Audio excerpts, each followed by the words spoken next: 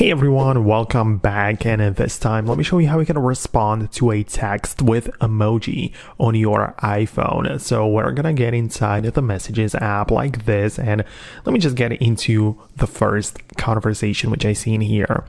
And for example, I have received this text bubble, or let me scroll up a little bit more. You can see I have a bunch of different texts.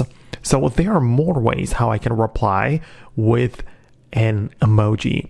I can at first hold down on the individual text bubble and scroll through the reactions, right? So the first one is the heart, then we have the thumbs up, thumbs down, some smiling reactions and so on. But if you keep on scrolling like that, you can see a bunch of emojis. So you have the heart, like the laughing emoji and so on. But at the end of this list, you can click on the blank emoji icon like that, and this is going to pull up the classic emoji panel, which you are likely used to.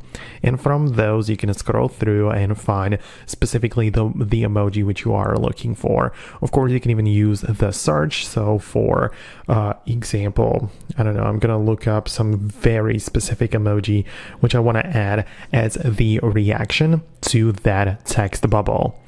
But that's not the only way how we're going to do this, because what you can do as well is to swipe right on the actual text bubble like that. So swipe right like this, and you reply to that message. So this time we are not adding reactions, we are replying specifically to that text. And in here we can as well switch to the emojis and choose any of them which I want. Let's say this laughing or smiling one, and I'm gonna click on send, and now I have replied to that text with an emoji. So it's a bit of a different thing, but these are the two ways how you can respond to a text with an emoji on your iPhone. I hopefully was able to explain it in good enough detail. Let me know what you think below, subscribe for more, and I'll see you later.